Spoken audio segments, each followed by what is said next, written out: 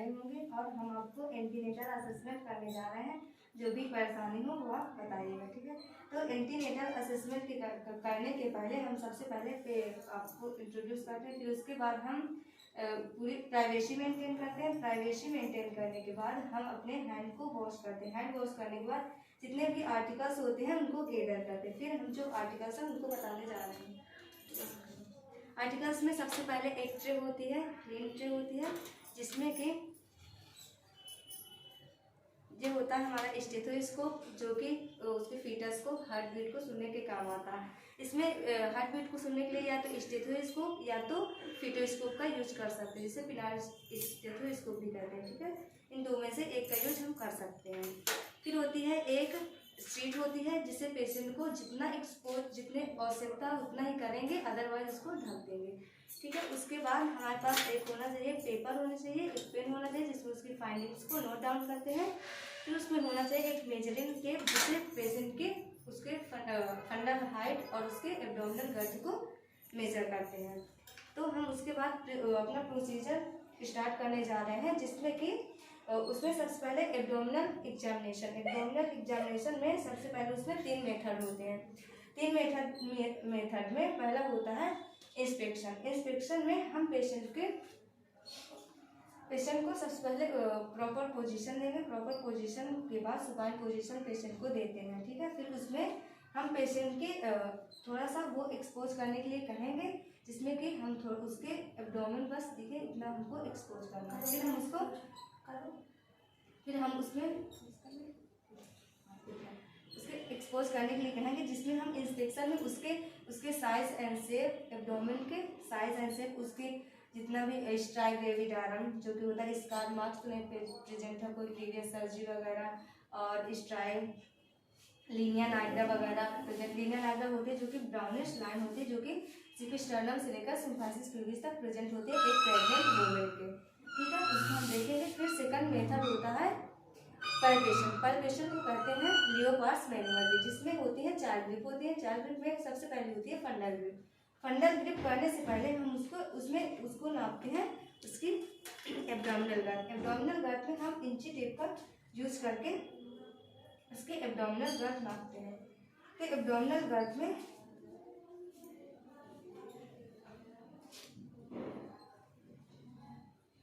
थोड़ा सा आप ऊपर को उठो, थोड़ा सा पास आकर दिखाओ ना। ऐसे पेशेंट के अम्बलाइकस तक हम उसके मिड में उसको मेजर करते हैं, ठीक है, इसमें पेशेंट के। फिर उसके बाद हमारी होती है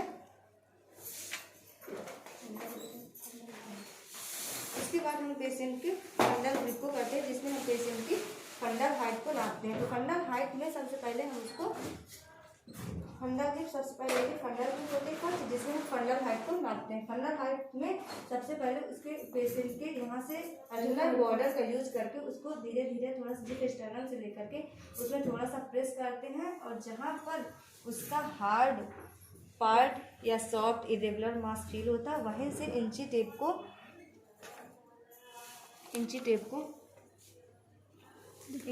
रख करके और उसके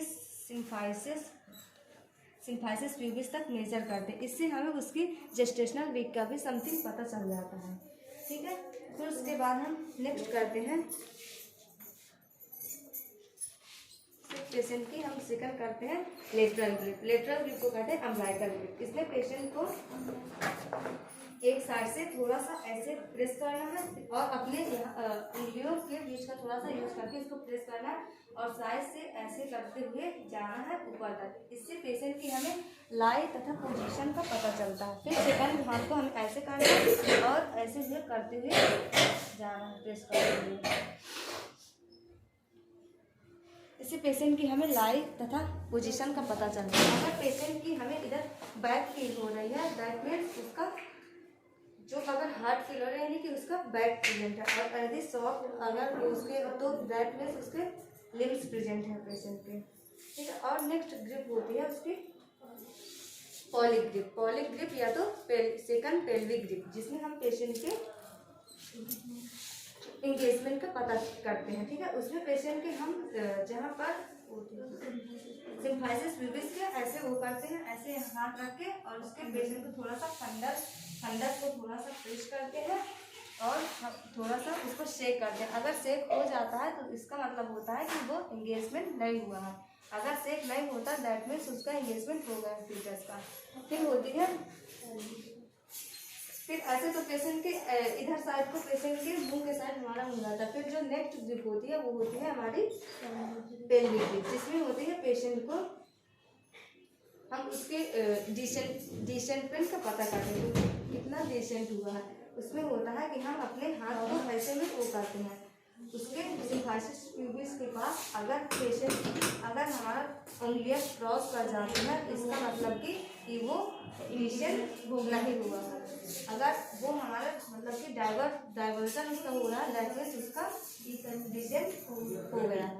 और फिर उसके बाद हम पेशेंट को नॉर्मल पोजीशन में करते हैं। फिर उसके बाद हमारा थर्ड आता है ऑस्कल्टेशन। ऑस्कल्टेशन होता है हम स्टेथोस्कोप का यूज़ करते हैं और फीटल हार्ट को सुनते हैं 1 मिनट तक। तो जहाँ पर फीटस में बैक फील होती है वहीं पर उसके थोड़ा सा नीचे जस्ट फीटस के वो हार्ट बीट को 1 मिनट तक सुनते हैं। फिर ये हमारा तीसरा मेथड। इसके बाद हम पेशेंट को नॉर्मल पोजीशन में कर देते हैं और उसके बाद जो भी फाइंडिंग्स होती है उसकी मदद से बता देना है। मदद से बताने के बाद जो भी फाइंडिंग होती है उसको रिकॉर्ड करना चाहिए।